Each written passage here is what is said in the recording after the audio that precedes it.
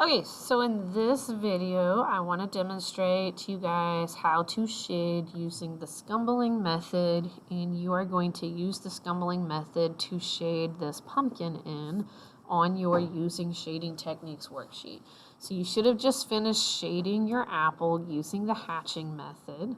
So just to kind of review with hatching your shading using lines. It doesn't matter whether the lines are up or down, side to side. The lines could be curved, but all lines need to be parallel. Okay, with scumbling, a good way to think about shading with scumbling is to think about shading with little scribbles. Okay, so with the scumbling method, again, very much like hatching, the way that you're going to get darker values is by drawing more scribbles, drawing the scribbles smaller, closer together, and having less space. We don't necessarily press harder on the paper like you do with the blending method. So with blending, we press harder and that shades things darker. I wanted to demonstrate this with a ballpoint pen, mainly because I wanted you to see that it's not how hard I write. I'm writing basically with the same amount of pressure. When I do the light ones and the dark ones, I just have a lot more lines.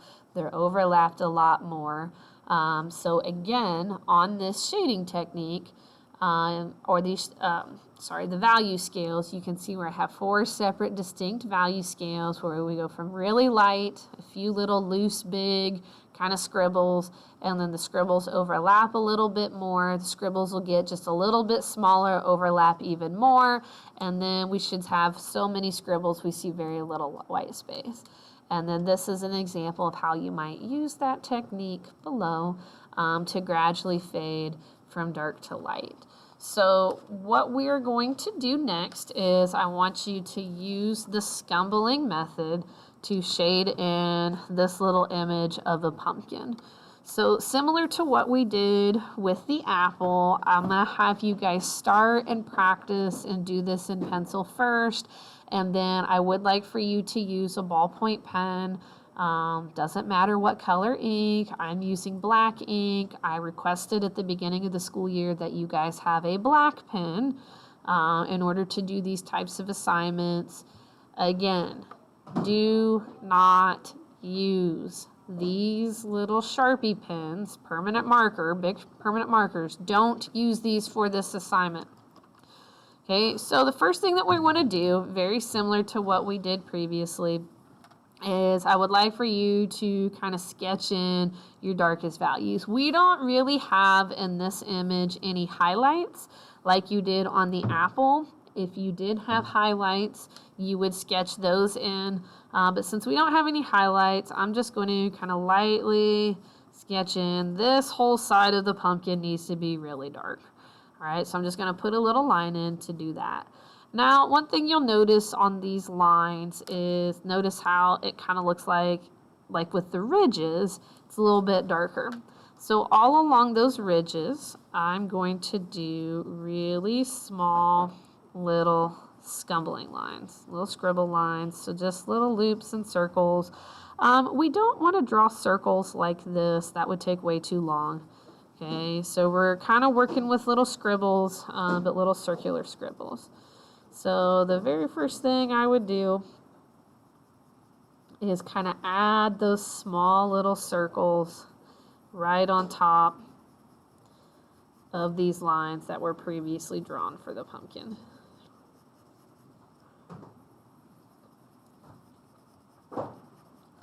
After that, I think it would be a good idea to kind of add some of your lighter values. So over here, kind of notice we're not on the pumpkin. This is quite a bit lighter. We're going to leave all of this background kind of white, so it contrasts a lot. But then in this part, we're just going to do kind of some big circles.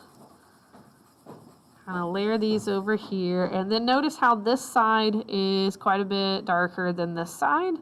So I'm going to overlap and do more circles on top there. And then you've got this kind of shadow in here. This is all going to be really close together. And then notice the shape of it around here. So we're just going to kind of make that little dark shape there, and then that's going to fade out. Okay, so next we want to add our scumbling circles all over the pumpkin. I would kind of work up and down along with kind of the shape of these little sections. And then before I lose that line and make it so I can't see it anymore, I'm going to add more lines that kind of overlap. So hopefully I can definitely see how this whole side back here needs to be quite a bit darker. Okay, I'm going to do really close together circles, kind of spaced out, or then maybe some looser ones, and then some more really close together to kind of make this whole little stem part up here look quite a bit darker. And then in order to kind of make this look like, you know, this is rounded, we want kind of this middle part to kind of seem a little bit lighter, and then it's going to kind of fade into this hole. That's what's going to give that little bit rounder. So where that's also bigger, I'm going to add another kind of medium size on top and overlap on that. And that's how you're going to make your pumpkin look kind of like a 3D pumpkin when we shade this in. So once you kind of have your general values done in pencil, I'm going to come in with my pen and do exactly what I did before. So we're going to do the small circles on all of the ridges so that those look like they're shaded kind of down the crevices that make those shadows. So again, we're doing really small circles, kind of close together from top to bottom. Or you could go from bottom to top. Either way, doesn't matter, but try to keep those very similar.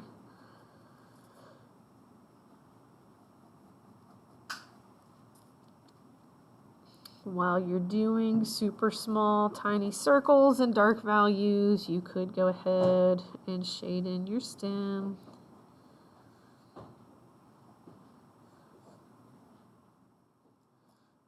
So to kind of create the look of those stripes, kind of vary where those go. I'm going to come and add some big, loose circles down at the bottom.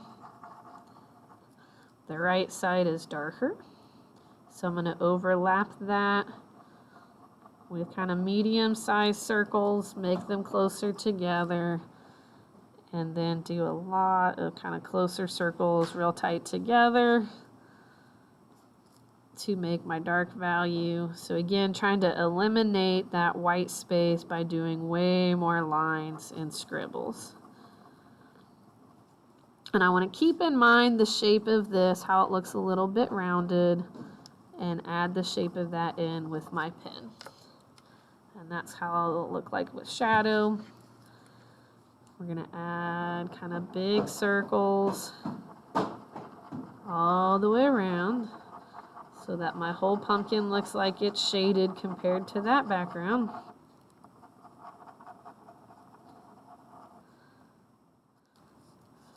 And then a lot more circles down here. Notice how you can't even see that bottom line down here because all that kind of fades in. So when I shade that, I'm going to go ahead and try to make that scumbling line. I want that line to kind of disappear when you add your scribbles or your scumbles on top of there. So we're doing so many lines here, overlap, to make this whole shadow side look really dark. If you do smaller circles and keep them closer together, that'll give you a darker value better. And then to kind of finish things off, I'm going to do kind of a medium value all the way up and down over those circles. to hopefully add to the roundness of that. Okay, last thing I want to do, maybe come over here where I haven't shaded in a while and you want to erase all of the pencil lines.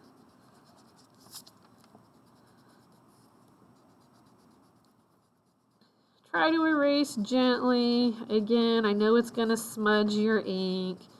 If you would like to wait a while and shade that later, you may. Or you can just smudge it all away and not worry about it.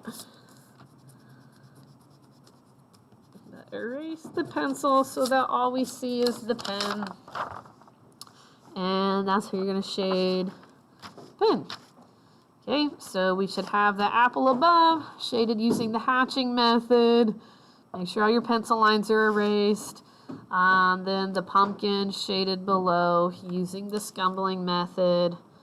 Erase all your pencil lines. And then you can go in and touch up where your pen lines got smudged. If you want that to look a little nicer, add that in. So that's it. You're done. If you have questions, let me know. Don't forget, I am also on every class period during a Google Meet. So you can reach me and seek me out for questions that way as well.